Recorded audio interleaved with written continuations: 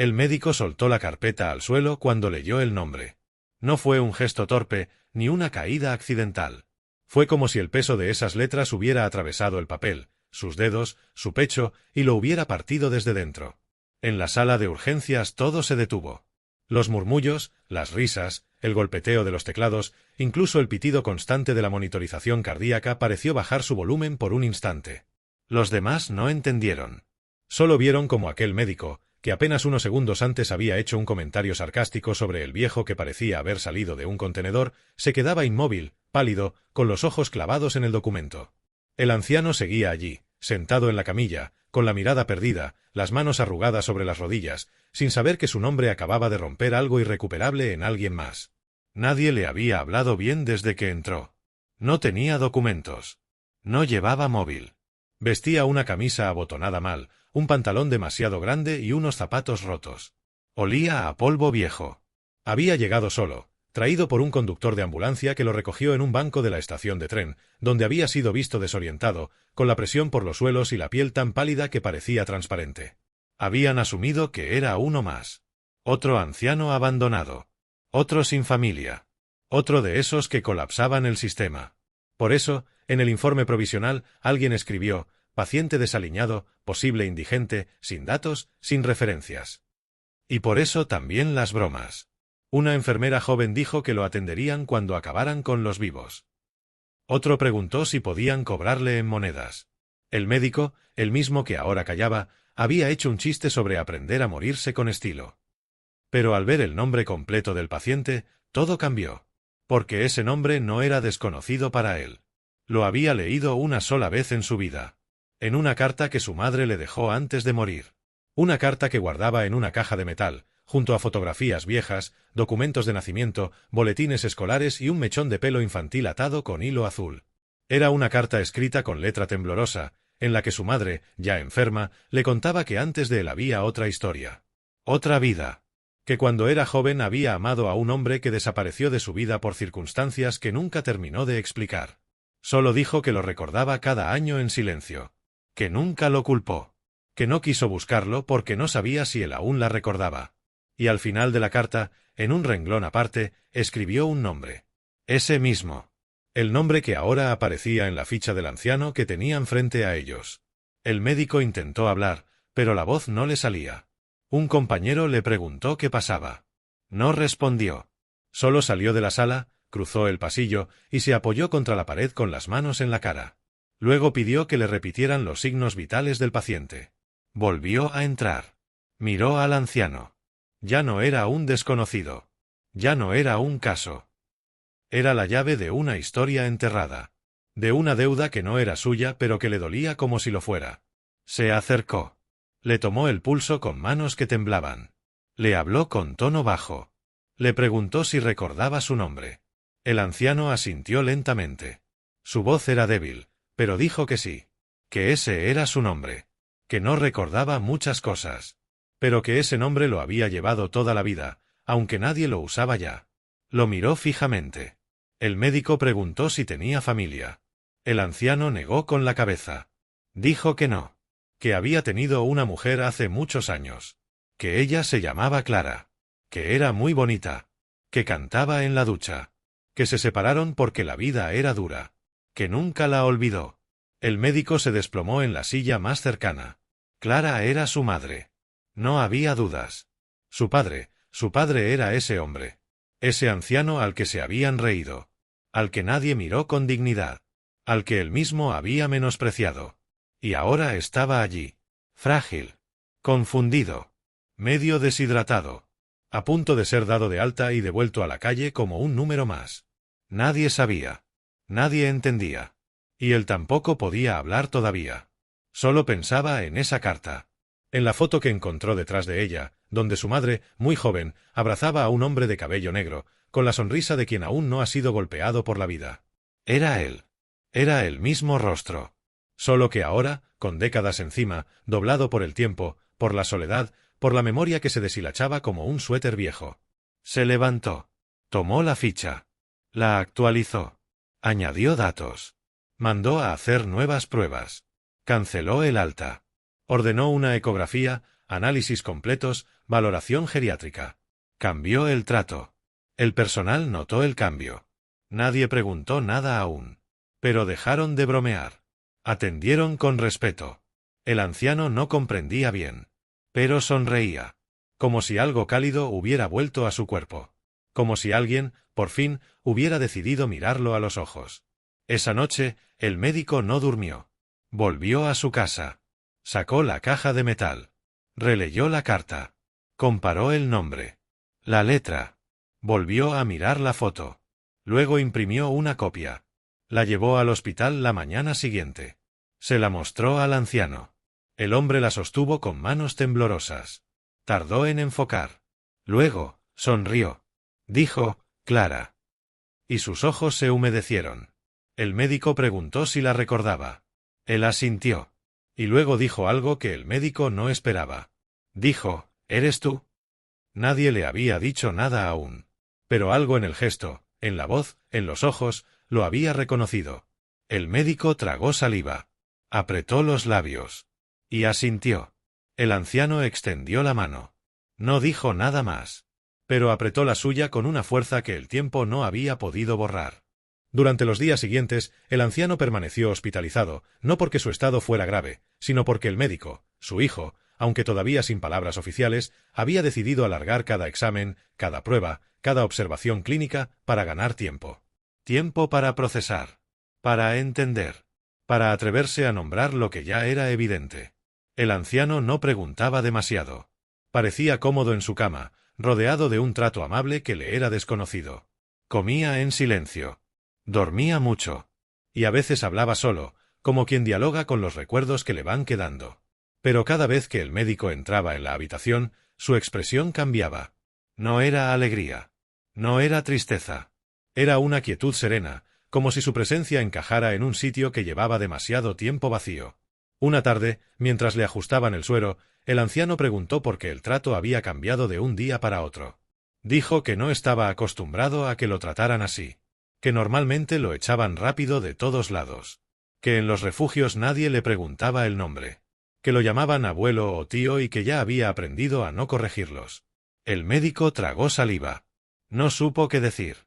Entonces el anciano, con una sabiduría rota por la vida pero aguda en el momento justo, dijo, «Debo parecerle a alguien que usted conoció». El médico bajó la mirada. Y solo dijo, «Sí». Esa noche volvió a casa. Abrió otra vez la caja. Releyó por 10ª vez la carta. Pero esta vez encontró algo más. Un sobre pequeño, sin abrir. Lo había visto antes, pero nunca se atrevió a romperlo. Decía, para cuando todo tenga sentido. Y ahora, sin saber si ya había llegado ese momento o si solo necesitaba que llegara, lo abrió. Dentro había una hoja doblada. En ella, una sola frase escrita a mano. Si algún día lo encuentras, no lo juzgues por lo que hizo. Júzgalo por lo que no pudo hacer. Eso lo rompió. Porque hasta ese momento había sentido rabia, sí. Pero también culpa, confusión y una necesidad feroz de entender por qué alguien podía abandonar así. Y ahora, esa frase lo obligaba a mirar más hondo. A pensar que, quizás, no se trataba de un abandono deliberado, sino de una herida no nombrada. De un miedo más grande que la voluntad. De una época donde las decisiones eran dictadas por la pobreza, por la vergüenza, por el silencio. Volvió al hospital. Entró a la habitación en plena madrugada. El anciano estaba despierto.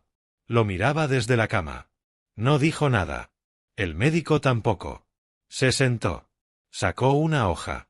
Y comenzó a leerle la carta de su madre en voz alta. Cada palabra. Cada recuerdo.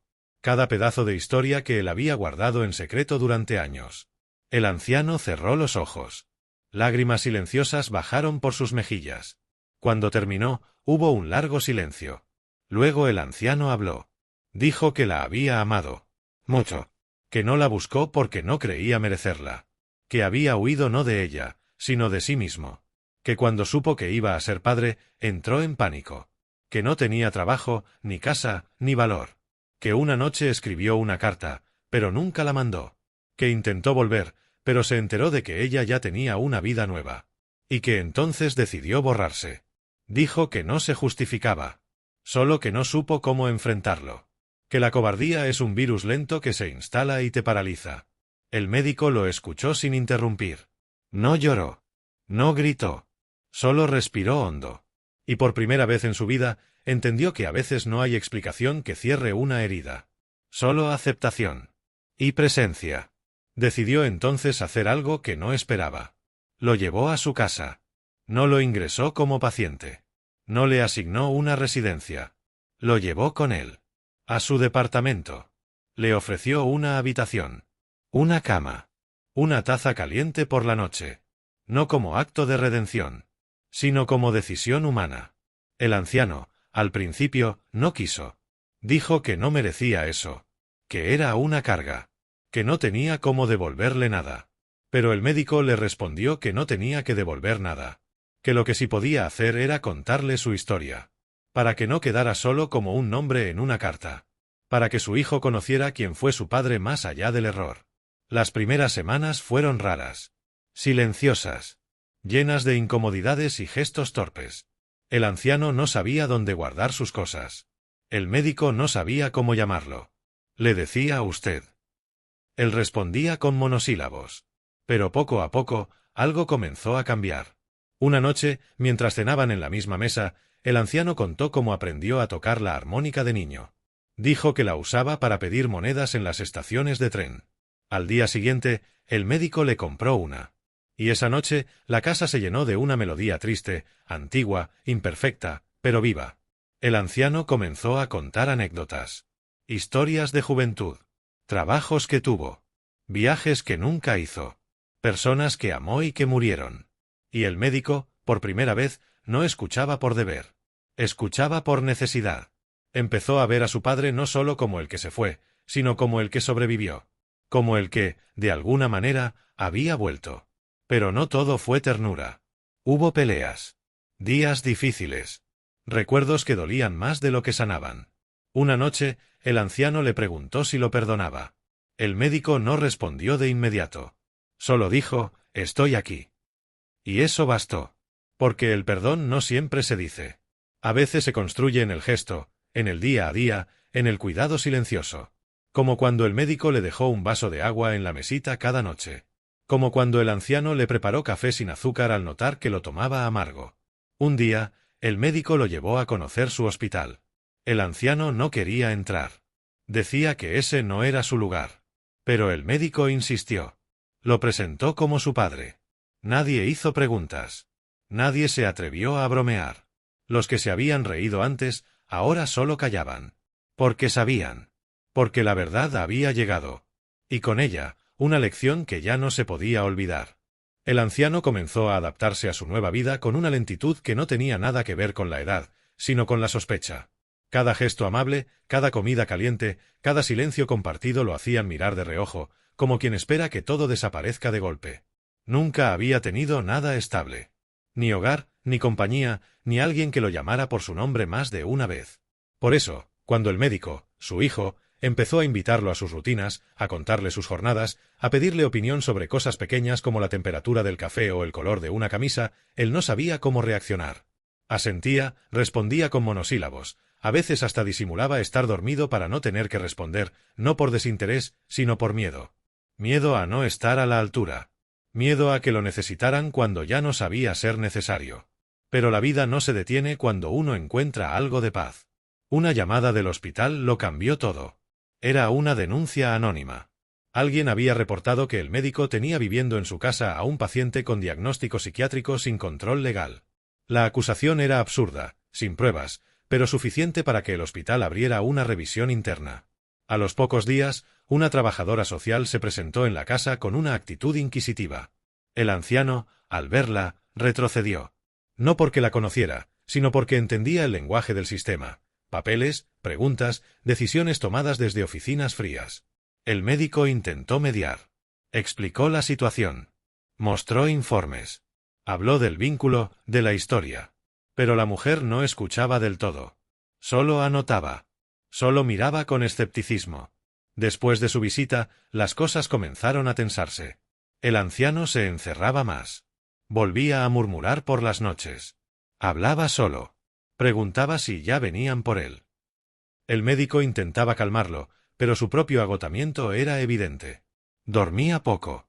Comía mal. Y en el fondo, empezaba a dudar si todo lo que estaba haciendo era suficiente. Una noche, discutieron. Fue por una tontería. El anciano había salido sin avisar y regresó tarde. Pero el médico estalló. Le gritó que no podía desaparecer así. Que no era un fantasma. Que ya no era un desconocido al que nadie buscaba. El anciano no se defendió. Solo dijo: «Estoy acostumbrado a que nadie me espere».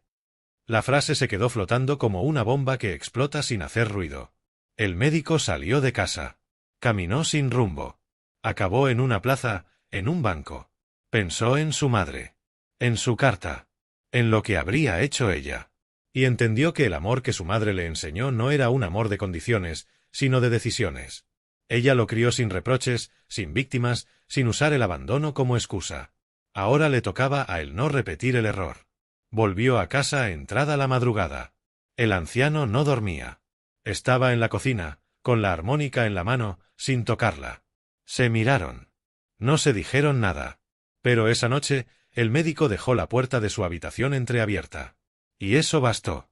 Al día siguiente, en el hospital, la directora lo llamó. Le dijo que la denuncia había sido cerrada. No había pruebas. Que podían seguir adelante. Pero añadió algo más. Le dijo que varios pacientes habían hablado sobre él. Que contaban cómo su trato había cambiado. Cómo ahora escuchaba más. Se tomaba más tiempo. Que era menos distante. Que su presencia se sentía distinta. El médico no respondió. Solo sonrió levemente. Porque sabía que el cambio no venía del hospital, sino de casa. Una semana después, el anciano pidió volver a su antiguo barrio. El médico dudó, pero accedió. Fueron juntos. Callaron durante todo el trayecto. Al llegar, caminaron por calles deshechas, fachadas viejas, recuerdos que olían a humedad y pérdida. En una esquina, el anciano se detuvo. Tocó una verja oxidada. Dijo: «Aquí viví con tu madre. Aquí fue la última vez que la vi. Me miró desde esa ventana. Yo no subí. No me atreví». El médico cerró los ojos. Imaginó la escena. Su madre esperando. Su padre huyendo. Y él, aún sin existir, ya dolido por algo que no comprendía. Volvieron al coche sin hablar más. Esa noche, el anciano dejó una hoja sobre la mesa. Era una carta. Escrita a mano. Para su hijo. No decía mucho. Solo que no buscaba perdón. Solo que había sido feliz los últimos días. Que no se sentía digno, pero sí agradecido. Que cada noche lo escuchaba dormir desde la otra habitación y sentía que, por fin, alguien respiraba por él. El médico la guardó en la caja de metal. Junto a la otra carta. Junto a la foto. Junto al mechón de pelo. Ya no había espacio. Pero lo hizo caber. Porque ahora, la historia tenía dos mitades. Una que había empezado rota. Y otra que, sin avisar, empezaba a cerrarse. El invierno llegó sin previo aviso. La ciudad se cubrió de una humedad sorda, de esas que calan los huesos sin necesidad de lluvia. El anciano comenzó a toser por las noches. Al principio era leve. Luego se volvió persistente. El médico lo notó. Le pidió que se hiciera unos análisis. El anciano se negó. Dijo que estaba bien. Que solo era el frío. Pero el médico insistió. Lo llevó al hospital, le hicieron pruebas, escáneres, estudios. Y el diagnóstico fue claro. El cuerpo había aguantado más de lo que debía. Los pulmones estaban demasiado dañados.